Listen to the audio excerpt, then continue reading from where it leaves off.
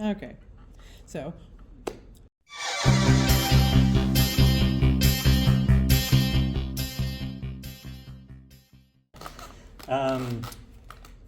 I had the dream that was Culture Lab really from the time I was a teenager, that the idea that there would be a place that everyone could go and feel welcomed, and that art could happen. Even from the beginning of my career, the idea that being in New York, space is really what is at a premium, and the most affordable thing you could do is have all the art happening under one roof, right? So if you're a dance company, you don't need to have your own space, that you can use someone else's space. And that's really what Culture Lab was designed to be, is a home that all these different artists and arts organizations and performance groups, theater organizations, could come and have a space to use as affordably as possible, if not free, if not being paid to be here. My favorite thing to do is show up on any random day, and you walk in the door and there's either the art gallery is open, or there's a rehearsal up front, or there's a performance in the parking lot, and you go down the hall and there's another art exhibition in the hall, and then as you go through the back, there's another art gallery, and then there's a performance in the back. I mean, all of the artist residency has people painting or drawing up there. There's a resident art group running through an original piece that we're helping them produce for the first time. So really, you walk in here, and I love it when it's absolutely filled. Every corner has something going on. That's my favorite. The space is vibrant and filled with life. When you're running arts organization, and I think most of the staff, the other directors would agree, you kind of have to be born into this. You just don't kind of all of a sudden wake up one day and you're like, oh, I think I'll do this, right? So my entire history has led to this point. When you're running a space, you need to know how to run a theater. You need to know how the music world works. You have to know how the art world works. You have to know how to hang art. Because of the outdoor concessions, you need to know how to run a restaurant. You need to know how to raise money. So everything I've done in my life has led to this. It's a culmination of all of my experiences. What do I like to do when I'm not at work? Plan for more work. I mean, like I don't watch sports. I don't play video games. I don't have my own family. I don't have kids. So I don't know what normal people do when they go home at night, but this is also my hobby. It's also my passion. It's also my art. I'm a sculptor as well. I was a filmmaker. I was a photographer. So it's actually very enjoyable to kind of go home and go, hey, what does next year's music season look like? Or, who else can we partner with? Or where can we put more signage on the outside of the building for people to find us? So this is also my hobby. Right. And seeing more art when I'm not here.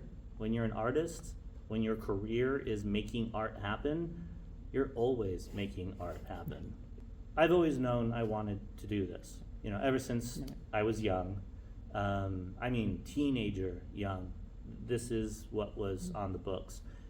I went off and pursued many different careers. I've been a martial arts instructor, I've been a photographer, filmmaker, stuntman, stunt coordinator. I was an actor, director, producer.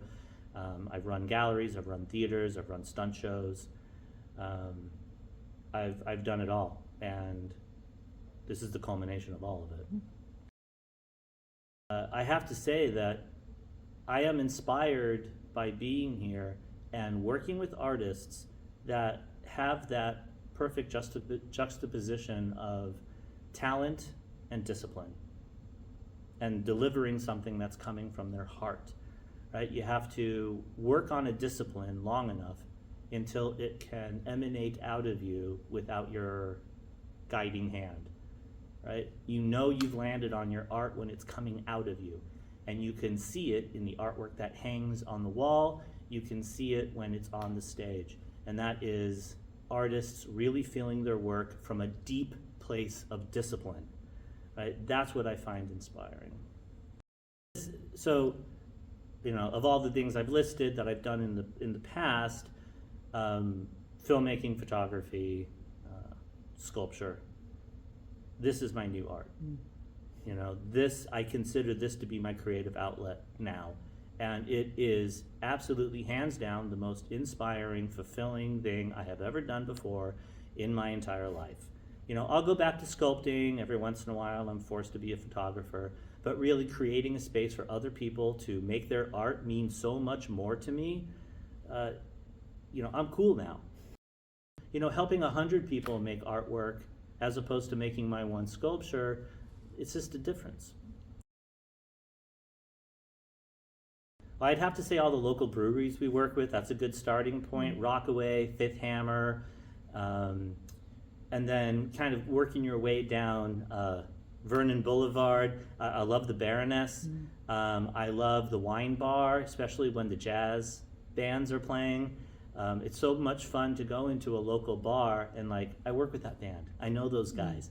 You know, it's exciting, you know. And these are also the places, LIC Bar, these are also the places that are bringing art, whether it be beer or music. These are all institutions that take what they're doing very seriously. They're interesting places. It's not cookie cutter, you know, it's not a chain. You know, these are very individual places. These are the places that make Long Island City what it is. These are the places that we need to support. What makes me unique as a team member is the same thing that makes all my directors unique, and that is they would rather die than see a project not cross the finish line.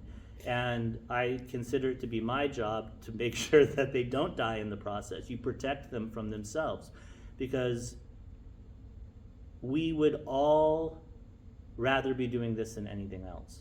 It's dedication to what we are doing as opposed to what you personally are trying to achieve, working towards a common goal.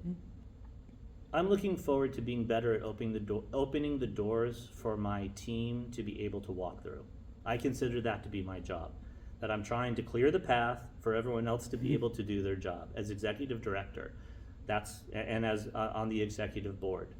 Clear the path, open the doors, give the team the resources that they need to do their job, and then get the hell out of the way. Oh my God. Insufferable, stubborn, and I won't go home. I don't know what the single word, won't leave. You know, that's the three words. That falls under stubborn. Stubborn, yeah. Right. That's so stubborn, and hardworking. Really, I think that I think even my enemies would agree that he shows up and he works hard.